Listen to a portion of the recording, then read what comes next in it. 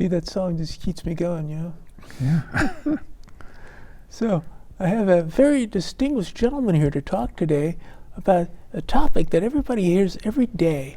A president, everyone you turn to left and right, they talk about this whole subject of AI. So today we're going to be getting an introduction to AI by an individual who's done a lot of research in this area. He's going to tell us the story, what we need to expect, and what we need to do to get started. So, tell us about yourself, sir. So, I'm Jean Paul Thomas, and I'm a technology consultant.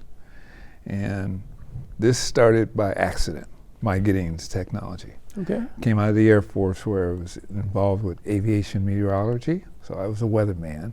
And it wasn't officially raining until I said it was raining. Okay. And that's if I was at the correct spot to be able to say it's raining. Got out of the Air Force, went looking for a job. The job I went looking for is not the job I ended up in. Okay. So took some tests, and then they decided, well, you know, you've got the abilities, and we have a company, First National Bank, that's looking for some people to get into programming. So I got into programming, learned a little bit about systems development, thought I'd do this for 10 years, and then I'd go on and do something else. As I came up on the 10th year, the technology started to really take off. And so I had heard that people who stay intellectually and mentally challenged age better. And I thought, okay, I'm up for that. And now it's 5.5 decades later. So Okay. I've done programming, systems analysis, design, networking, security. AI is simply the latest thing that has come down the pike. Got it. So right now, every day, I'm just hearing another line of AI. This is going to happen, going to impact everyone's lives. Trying to give people a better understanding what really is AI and how is it going to impact the average person. So I'm going to take this and try and come across and communicate 3 points. Also, I'm going to come from the trenches. So I'm not going to talk academia. I'm not going to talk the technology from the West Coast. Okay. We're going to minimize the techno-babble. I'm going to tell you from someone who is in the final stages of building my own AI lab for further research. So the 3 points I want to stress. AI is a tool. It's a digital tool, so don't make it anything else other than a digital tool. 2, because it's a tool, you have to learn how to use a tool the same way you would learn how to use a power saw or a hammer or any other tool. And then 3, talk a little bit about why you need to pay attention to AI. Because this is perhaps, out of all the technology I've seen, this technology is kind of like water. It's going to be everywhere. Okay. And not always so obvious, but it's going to be everywhere. So it's a tool. So what's magical about it? When you go behind the curtains and look at how it works, which is interesting in and of itself because the people who are creating it are acknowledging that they're not sure how it's working. And that's what caused my interest to go like, wait a minute, you're building something and you're not sure how it works? And yet you're rolling this out. So what does AI do? It basically allows us to look at a lot of information and gather insights to that information in ways that would take us inordinate amounts of time. Okay. So if you're doing research, and this is the area where the existing AI is pretty good. So if you want to know about something and you have a little bit of knowledge, you can sit down at a computer, a tablet, and soon your cell phone, much sooner than people realize. And you can ask the question of the computer systems and the software behind it. And depending upon how detailed that question is, that AI can go out and look at hundreds of documents or thousands of documents and come back and give you a summation of information about those documents. Okay. So how does it work? It's really a statistical probability match. So think about when you make a phone call, generally you'll get a voice menu. And the voice menu will say things like, if you want to talk to accounting, press 2. If you want to talk to technical support, press 3. That is what's known as a decision tree. And so if you think of a tree, most trees have a single trunk, and then they have branches that spread out from that. And so each option is a branch. But that whole concept of that phone voice menu system is static. So if you want something that is not mentioned, then typically you're going to go for 0 and wait for an operator to come in so that you can say, oh, I want to talk to this particular department. And that operator may say, oh, well, that's really underneath option 7. Okay. Now, option 7 didn't use the same word that you used, but that human being knows that option 7 covers the area you want. So most of the AI that's been lingering around pre the current version was what I call a static decision tree.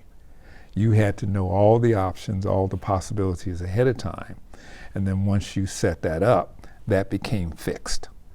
So if you wanted to change, if accounting went from option 4 to option 7, someone had to go in and change the programming. So that's the decision process. AI now gives us dynamic decision making. So it can look at options that you present or questions that you present where it does not necessarily know what the answer is based upon something being cast in concrete. Okay. So the end result is AI can go out and look at all these documents. Why is AI such a hot topic today? Because it sits on top of some connecting underneath infrastructure. So we have networks which allow people to connect, computers to connect and shift information back and forth. I can sit in my home and do work halfway around the world because of the network. We have devices which are now pretty much ubiquitous, cell phone being the most common one, where we can now store information and I can do work. So the computers and the network and the software make it possible for this new level of software, which is what AI is. It's a new level of software, to be able to take your typical everyday language, decipher what you're inferring, and then go and find appropriate information to match up against that. Okay. So voice recognition was another key piece. What you're going to be seeing probably on a wider scale towards the end of this year, next year for sure. Right now, we pretty much drive AI through the keyboard. What you're going to be seeing very shortly, and what I've already been able to do somewhat in my lab, is to have voice conversation. So literally, you'll be sitting there talking to your computer screen. You may have an avatar looking back at you, okay, so to speak. So you get the sense of you're talking to a human being. And in the background will be all these computers deciphering what you're saying, voice recognition, speech recognition, and then going out and gathering the information based upon what it's inferred from your questions and the conversations and bringing back information to you. So again, this is getting kind of deep on the AI side, but look, I'm mom and pop, small business, do $100,000 a year. What is it that I have to do with AI? Do I have to do this? Can I just have it send me in the mail? We got to do step 2, which is what do you have to do in order for the AI to work for you? So AI is the tool. What you have to do, like any tool, is you have to learn how to interact with it. So if you're the small mom and pop business, you're sitting there saying, AI is not stocking my shelves. Okay, AI is not cleaning up the back. AI is not placing an order. Well, let's take that last one for a moment, placing an order. If you have a point of sale system, cash register, POS, then as you ring up your sales, the computers on the back side of that are tracking what you sold, the price you sold it at, when you sold it, time of day, day of week, et cetera, et cetera. If you now bring in an AI element, the AI can make a better choice about reordering. Because right now we do reorderings purely on quantitative thing. So I normally want to have 15 items on hand, so when I get down to 5 items, the system knows that it takes 3 days for restocking to occur, so it orders another 10 or 12 items because it knows that we typically sell 2 items a day. Okay? So that's what's going on right now. With AI, especially when we get to the point of where you can talk to the AI, you can simply say the way you say to Siri or Alexa right now, whatever name you want to call the AI, you can say, George, we need to order some more of this. And the AI can look at your sales and say, oh, I see across the board, here are your shortages. So for the small mom and pop business, the AI can become another employee, so to speak, a non-organic employee. But in order for that to work, the AI has to be trained. So the large language models, that's what they call these AIs, are trained in a very generic sense. And they can answer a lot of generic questions. But if you want the AI to be really brilliant, then it needs to be further trained and refined, or tuning as they refer to it, needs to be tuned to your specific situation. Okay. So let's say that you're a small business, pharmaceuticals, maybe you do auto parts or something like that. We can take a general AI and we can give it more information very specific to your business. And now this is where it starts to really be beneficial. Point number 3, why do I even want to bother with this situation, is if you're in business, you're in a competitive situation, whether you like it or not. There's competition going on. So a lot of people are not aware of new things happening in their business, their industry, until it knocks on the door. And generally when it's knocking on the door, that's your competitor about to put you out of business situation. So AI can be used as a way of informing you of what exists beyond your knowledgeable horizon. So you can sit there, again, once you learn how to interact with it, learn how to formulate questions that help it understand what you're asking about. You can start to say things like, I'm a small pharmaceutical operation. I don't actually mix the medication, but I distribute it. So I want to know what other distributors are doing, not just here in the Chicago or the Midwest area, but across the nation. Well, you can do that with data analysis right now, but that's even more complicated for most people. You need tools and special training for that. With AI, you can simply sit there and say, hey, what are other distributors in the medical area doing to improve their business?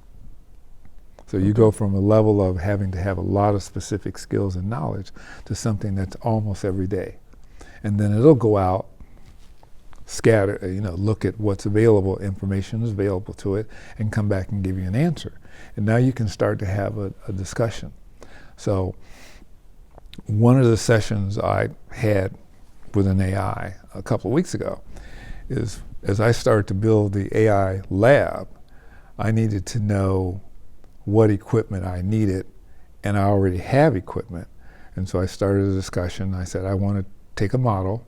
I named the language model I wanted to use, and I want to train this model to be able to do training of other models. So you have a business, I want to be able to take a model and train it specifically to your business as opposed to a general situation. So over the course of 20 minutes, it said, here's what you need to have hardware-wise, here's what you need to do procedurally. It gave me a step-by-step sequence of events of what I needed to do. Here are the best models that you can use for training. And I looked at this and I said, okay, And then I said, I've already got equipment. So I typed in the equipment I have. And the AI came back a minute later and said, well, with what you've got, you can't do what you want to do. Okay. But then it did a little bit more processing, and it came back and said, however, if you're willing to take these additional steps and spend some more time, you can make the equipment you've got do what you want to do. It just won't take it'll take more time and it won't go as fast. Better. And so in the course of more conversation, the AI came down and gave me a very specific detail, step by step, of what needs to be done. Now, here is the initial danger for mom and pop operation. The AI can hallucinate. It can make up stuff. Okay. And it can make it up in such a way that if you have no knowledge of what you're talking about, then you will believe what the AI tells you. So it is very important, especially for people who are not in technology, to understand that when you have this back and forth interaction, that you need to do some checking.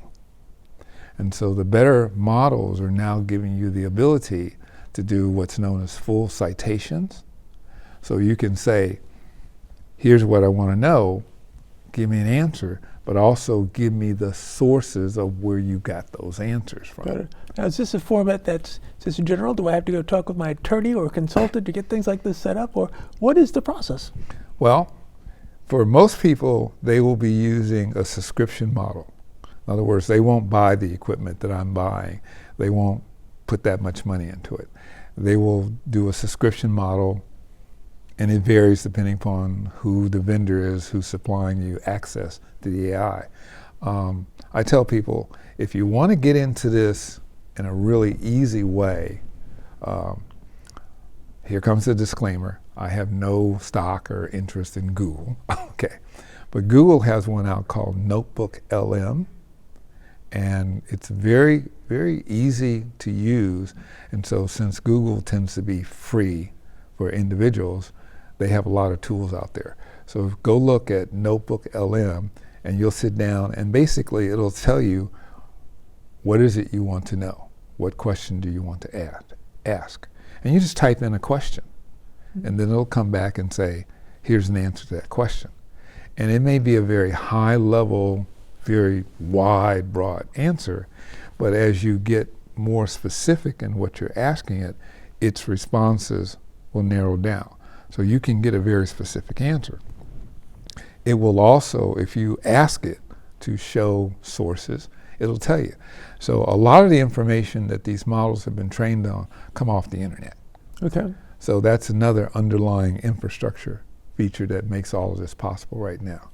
A lot of information has been put on the internet. It's been digitized, so it makes it easier for the computers to see it. I said AI is like water. We now have visual recognition with AI. So we have speech recognition, we have text recognition, we have visual recognition. So now you can say, hey, there was a movie, or there was a YouTube video, or there was a TikTok video. And if you give it enough information, it'll track it down for you and bring it back to you. So for the small business person, this is probably most helpful if they need to know how to do something, either in their business, relative to their business, marketing-wise, that kind of information, because it'll give you the information back and you can save that information. And as I've said, if you want a step-by-step process and you tell it, I want to know how to do X, step by step. And it's called prompt engineering. So prompt engineering is how specific is the prompting that you're giving it. So you can say to an AI, treat me as though I'm a 6-year-old and explain this concept to me. Okay. And it'll, so to speak, lower it down, dumb it down to where, in its opinion, it's talking to a 6-year-old. Okay. Or you can turn around and say, I'm a college professor. It'll talk to you that way. Next level. Yeah. Because right now we're talking about technology here that is there. Mm-hmm. Right now, different levels. And will you participate? You're going to participate one way or another. You're going to be in it, getting it done, or it's going to pass you by and go to the next level. Like I said, it's like water. So, water ends up in a lot of places that you don't think is going to be there. So point 3, why is it important for you to pay attention to it? There's a lot of fear mongering, and I've gone through, in 5.5 decades, I've gone through a lot of hype cycles. And so I tend not to get interested in something until it's past the initial hype phases. because that's where the tools start to come out. That's where you get an opportunity to actually say what's to this technology. So one of the things that caused me to really perk up was a person said, it's not AI that will put you out of business. It's the person who learns how to use AI who will put you out of business.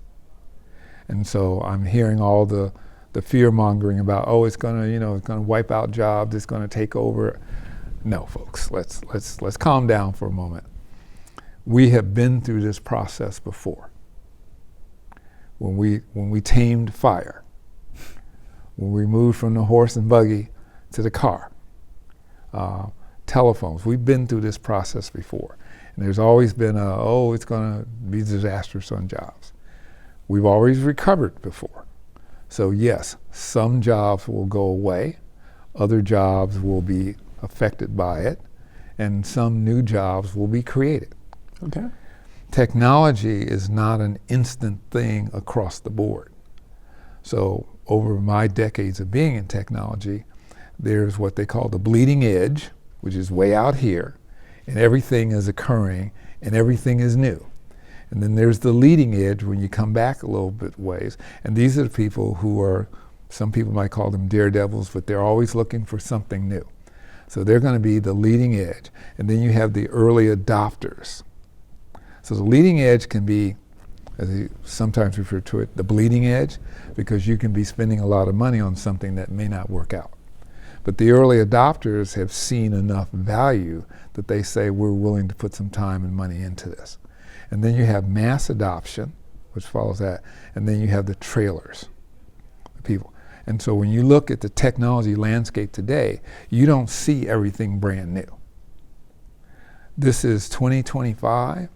We still have, in this country, very critical applications that are running on 1970s technology. And here we are, 2025. So we're 50 years down the road, but we're still using some of that technology because that technology works and it serves certain purposes. So I tell people, pay attention to AI. It can be very beneficial to you right now, that research piece. But do you need to be afraid right now? So when I look at the landscape, if you have a well-structured job, in other words, you do the same thing over and over again all day long.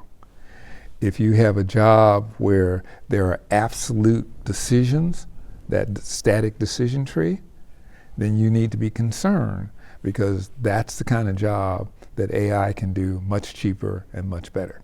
Okay. And in America, we're all about doing it cheaper and faster. Better doesn't always work out, but definitely cheaper and faster. If you have a job that is highly volatile in decision making, a job that's dealing with a lot of variables which may not be known all the time, you don't have anything to worry about right now. If you're in research, either low-level research or deep research, you want to embrace this as fast as possible. Because again, a couple of examples.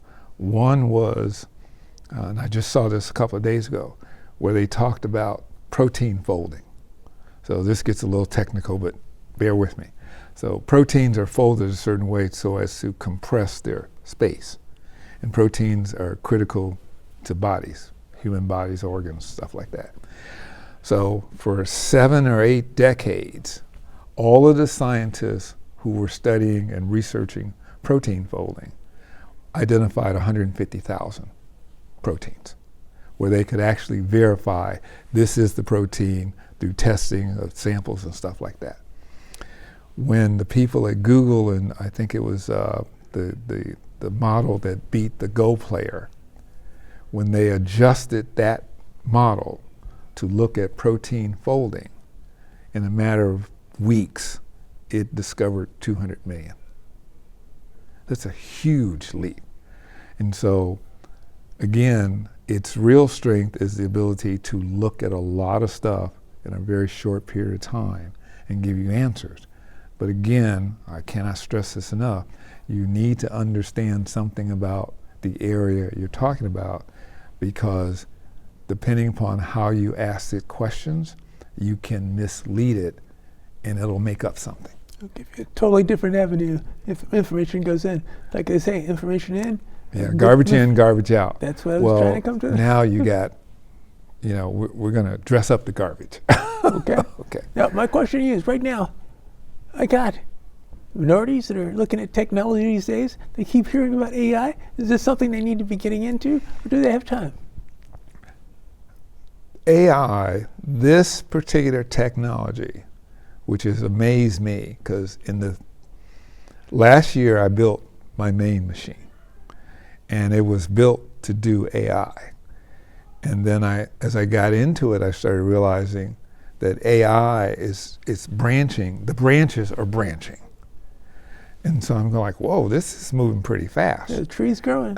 And I got into this in late December, only to find out, I was thinking I'm getting in pretty early, only to find out, no, early was 2022 with this version of AI. Because there's been several versions of AI in the past. This is the most profound one. So I then realized for me to really understand this, to be able to deal with my clients who are asking me the questions about it, is I needed to get my hands dirty. And I needed to have the equipment so I didn't tie up my main machine with this, because if you want it to be really fast, then you need to have certain types of equipment. And so what I've discovered over the last 3 or 4 weeks is almost every day there's some new way of doing AI. There's some new twist that people are discovering. And so this is what's making this particular technology such a super hot topic, because the people, the venture capitalists, there have been enough businesses who have used this to their benefit. Now, most of those businesses are deep-pocketed, multi-billionaire type businesses. So for the small mom and pop, now's a good time to start getting familiar with it. I don't know that necessarily there's going to be any immediate tangible benefits for them right now. But by the end of the year, yeah, they very well.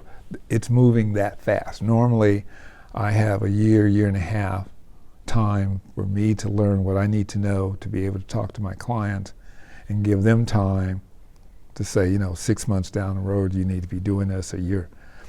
This stuff is moving so fast that I'm telling people, Notebook LM, if you have some time to get into it, there's some other things you can look. You can go out and Google, how do I learn how to deal with AI? Prompt engineering is the key piece. That's how you ask the questions, because the better questions you ask, the better results you get. But I would say at this particular point, if you're in a really competitive environment, business-wise, you need to start getting used to this now, because it's moving. This is the fastest moving technology I've seen in 5.5 decades. Got it. Right now we're talking about a situation here where you got kids going to college. Hey, I'm going to be a programmer. Well, hey, programming's good, but again, we're talking about technology here.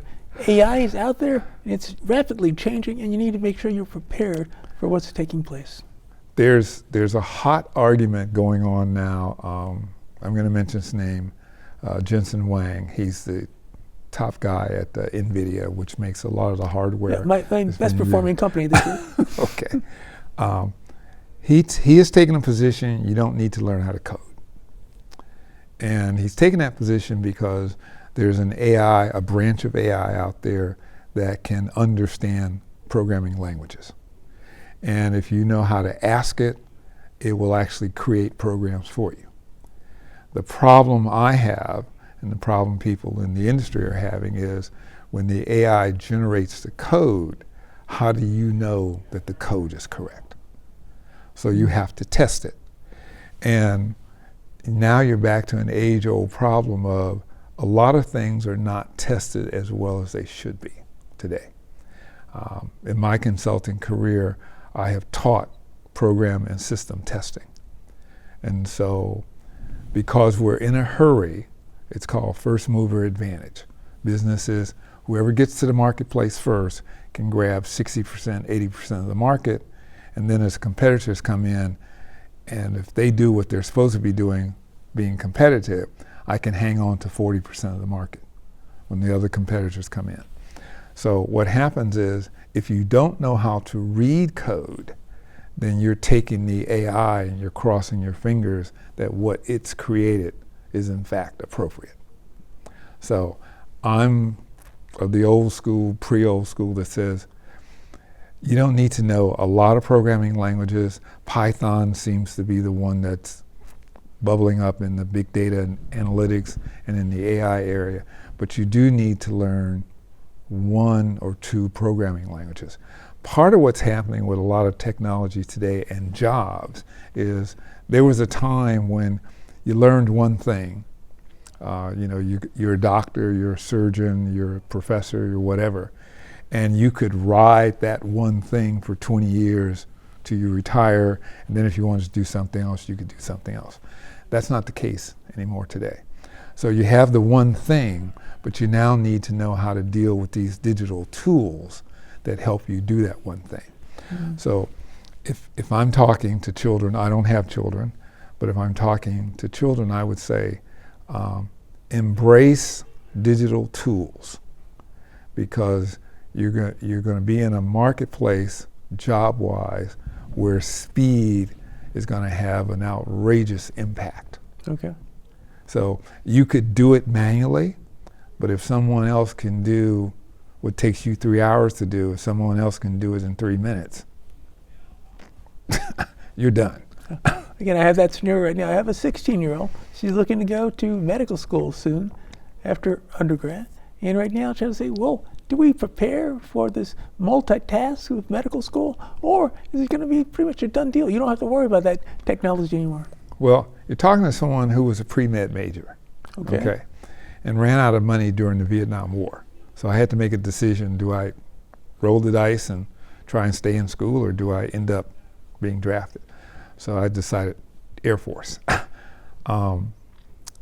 Almost any profession I look at, you're going to be using some form of AI. And I'm saying that very early on. You're going to be using some form. So when I visit my doctor, and I have a younger doctor than I am, he understands that I ask questions. And I tell people I'm probably the oldest 2-year-old you'll ever meet, because I'm still stuck on that why. Okay. Mm-hmm. I know the what's and I know some of the hows, but the whys are the most important. And what he does is, when I ask him a question and he doesn't know the answer, or he wants to give me a better answer, he Googles it. He's sitting right there with a computer in the exam room. He Googles it. I've noticed that he's now moving to using AI to give me a better answer. Mm. So your daughter or your son could be a surgeon, and with the AI progress that's being made, you can actually ask the AI, relative to the human anatomy, a question. And it can give you an answer, because the AI has been tuned, focused on medical stuff, then it'll give you an answer based upon the medical knowledge that's available. If you're a designer, you're going to be using AI to help you design things. So as I see it, you're going to have a specialty, and your secondary, if I go to college terminology, you're going to have a major, medicine, and you're going to have a minor. And the minor is going to be some form of AI. That's going to be your assistant. So you'll be able to sit there and say, hey, I want to do this. What do you think? If you call your AI Charles. What do you think, Charles? And Charles will look at its specialty and come back and say, okay, here's what the world is saying, or here's what this particular specialty is saying, or here's the things that you need to concern yourself with. Okay. And that's what youth will be looking to do in the near future. Yeah, in the near future, I would say, if you're in college right now, beyond using AI for jokes and writing your homework and stuff like that, you need to be looking at whatever your major is, asking the AI, because again, it can go out and look at all the data and tell you the probability of success, or the probability of of need for your particular thing, so that you don't have a lot of people taking majors where there's no job future situation. And that's, again, looking at the youth. What about the seniors right now? How are seniors going to be using AI in the near future? Seniors are interesting, because that's the fastest growing group of computer users on the planet right now. Okay. And seniors probably will be encountering AI in two distinct areas. One, the current thinking is the baby boomer generation, a third of us are going to live to see 100, and will be viable. In other words, we won't be sitting in some bed or whatever. And seniors have the time to play with the computers and learn how to use the computers. And AI can be an extremely helpful instructor, whether you're a senior or a junior. Because remember I said AI can help you see that which you don't know exists. But it does exist, you just don't know about it. So seniors can be very helpful. AI can be very helpful to seniors. The other area where I see seniors being helped, and this is probably another few years down the road, is we are going to have Android robots in homes. You can wire up a home now to be senior friendly technology-wise, but it's kind of expensive. And you can have the cameras, you can have the sensors, you can have the voice recognition, but there's no real assistance to the senior. As the AI gets better and the robotics gets better, then I see a situation where instead of having to rely on a visiting nurse, you actually can have a robot there which has the ability to do physical things. Okay. And because AI can be a self-learning thing, so I want to come back to that point in a minute, because it can be a self-learning thing, you could put a robot in a given environment and it will learn that environment. So if the robot is trained to be a caregiver, then it can do things like, you aren't up, and normally you get up at 8 o'clock in the morning, and it's 9:30. You aren't up. The robot could talk to the house sensors, and the house sensors could remotely take your temperature, look at your breathing kind of situation, and then say, oh, there appears to be a problem here. Mm. The robot can now come over and actually touch you. The sensors can't do that. And as the robots get better, the robots potentially could take your pulse. The robots could decide this is not looking good medically, and it could trigger an alarm for medical and go open the door to let them in. Right. So I see tremendous possibilities there. Now, this gets us into the realm of, oh my God, the robots will take over. Taking over. No. Robots, AI right now does not have what I call spontaneous creativity. It just doesn't dream up stuff on its own of something to do. This is not Colossus, the Forbin project. That's a sci-fi movie from the late 50s. Okay, this is not Colossus. So right now, all of the AI waits on a prompt. It is not sitting there thinking by itself. So as long as it's not prompted, it's not going to do anything. When we get the robots, we can build them in a way, if we pay attention, to where they can be safe. Isaac Asimov has the rules of robots. The first one is, first law of robotics, you will not harm a human being. Second law will not allow a human being to be harmed. So we know how to build that. Now, whether we build it or not is another issue, because with any technology, there will be abusers. Mm. There will be people who will use the technology in ways that it wasn't supposed to be used. Right.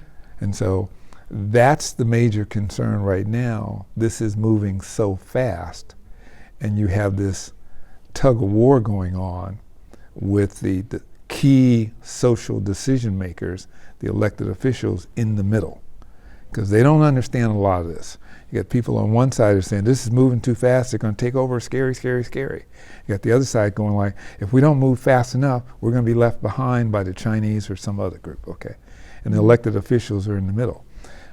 As a person who's been in technology, I've heard these things over and over again. It's a different world, but the other issue, China, U.S., we got a huge void between AI in the U.S. and China. And is that going to continue to part, or is it going to come closer and closer together? I'm a pragmatist. Okay. China's population, and let's assume that they're reasonably accurate because there's been reason to believe they're not accurate, but it's a 3-to-1 number. For every American, there's at least 3 Chinese. So that tells me that there's 3 brains for every 1 brain. Okay. The gap is there.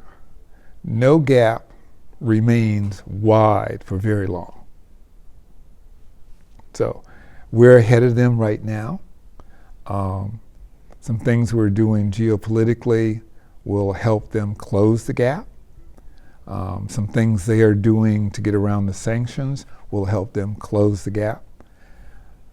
Most technology creators, they don't give a rip about politics. They care about money, okay? They don't give a rip about politics. And so when people, having been in that mode in the early part of my career, when I was writing my first programs, it's an endorphin high to write something on a piece of paper and hand it to a machine and have millions of dollars worth of equipment do exactly what you say. That's an endorphin high. And so some of the tech people, they stretch that endorphin high out forever. So we now have a technology that truly has profound ramifications. I can talk to it and it can talk back to me in a coherent manner where I can sort of have a conversation. Boy, that's just so much easier than dealing with another human being. It's like, hey, definitely makes life work a little faster here. So all the politics, all that stuff, that's going to work its way out one way or the other. Will the gap remain as wide as it has been? No, that gap's going to close. Will they get ahead of us? They're probably ahead of us in some ways where we're ahead of them. It's very difficult when you have the level of communication and the widespread access to the technologies we have today. It's very difficult to have a huge lead and maintain that lead indefinitely into the future. Got it. It's a difficult task. Other side of the coin, what are listeners supposed to do right now? Are they supposed to be talking to our congressman and saying, hey, we need to do this with AI, we need to stop this, we need to do this? What do we want people to really say to their legislators? Fundamental understanding, it's a tool. Because of its capability for proper use and misuse, we have to educate our elected officials. People overestimate how much they know. They deal with a lot of issues, so we have to educate them on the issue of AI. There's economic issues, there's geopolitical issues, so we need to be talking to them, not just from a financial perspective or from a political perspective, from an overall perspective. I foresee an AI spring and summer the way we dealt with ecology. And we're not dealing with ecology very well now. But we did reach a point where we came to the realization, hey, a lot of the stuff that we're doing is unhealthy. Not just for us, but for the whole planet. And so this is a technology that can turn out to be unhealthy. I'm about to say something that sounds a little bit scary. I kind of put AI, if fully exploited, right up there with the atomic bomb. Now, we learned atomic bomb, the concept, the process can be used peacefully, nuclear power plants. We also know from dropping 2 of them that it can be very devastating on a wide scale very quickly. AI, because it's built on top of networks and computers and data, can spread much faster than people realize. So if it's used correctly, all the wonderful things that some folks talk about, curing diseases and redistributing wealth and all this good stuff, that's all possible. But if it's used in a very negative way, it's equally destructive and equally fast. Okay. So the discussions that are starting to happen between the developers, because some of the developers are going at each other, we need to slow down, no, we need to speed up because of this, no, we need to slow down because of that. We need to have the conversation. And this is one of these things, as we're learning with dealing with ecology and sustainability, this is one of these things that we cannot push down the road too much farther. So for everyday people, keep your ears open, pay some attention to this. For the business person, start studying what this prompt engineering, which is basically asking questions. Start studying how to, because you can do that with a number of services that are free. They have free versions, then they have paid versions. Start paying attention, because this is something. Will there be jobs lost? Yes, there will be jobs lost. Will jobs be enhanced? A lot more jobs will be enhanced. Will there be new jobs? Every technology I've ever touched ends up new jobs. When I first got into networking was very simple. Connect this computer to that computer to that computer. That was networking. Mm-hmm. Now networking is a whole series of careers if you want to get into networking. And I think this is going to be the same situation. So right now it's scary because of the hype. Why do we have this much hype? Because that's how I get you to tune into this station. That's how I get you to invest in this product. So we know the algorithms, the social media knows that there are certain words that will just turn your brain on and get you to do this kind of situation. And so they play with us. Got it. Your main point, what is it that you want people to know after listening to us today about AI, what they need to expect, and what's our next step? It is a tool. Like every tool, learn how to use it, because it's going to be in your life. You're going to see AI sometimes obviously, sometimes not so obviously. Change is the only constant that I know. And perhaps it's been easier for me because I've been in the mix master for 5.5 decades, okay? It can be very beneficial. If you're afraid, we tend to shy away from things when we're afraid. AI by itself is not going to run amok. The robots are not going to run amok. AI is not going to wake you up in the morning and say, I now control you. No, not going to happen, okay? If anything like that happens, it's because some human beings have made it to happen. Okay. AI by itself is not going to happen. So stop being swayed by the fear mongering and the hype, and just understand something. We learned how to read a book. We learned how to deal with fire. We learned how to deal with electricity. You'll learn how to deal with AI. Now, you had mentioned earlier we were talking about Korea and saying, hey, if you want a wife, you can get an automated wife. Is that going to be the latest product? Not an automated wife. Okay, so we were talking about the fact that in South Korea, people have married holograms. People have now, in South Korea, there's discussions about getting married to robots. Okay. Remember I said human beings are tough to deal with. Okay. I understand that. But if you have a robot which is programmed to you, you don't really need to do that much thinking anymore. Okay. Okay. This is Korea, not available in the U.S. Well, yet. if you go to China and a few other places, there's a company here in the United States on the West Coast that makes androids, lifelike androids. Now everybody sort of sees the guy with the rubber doll in the bedroom, whatever. These are androids, these are anatomically correct androids. And they can be purchased for, I think, $15,000 to $25,000. They do not, as far as I know, have the built-in AI inside of them. But for some people, having a very constant, predictable partner, okay, $20,000, Yeah. Seems like it's dirt cheap. I got some money in the bank. Hey, what's going on? Yeah. I prefer to have flesh and blood, but that's just me.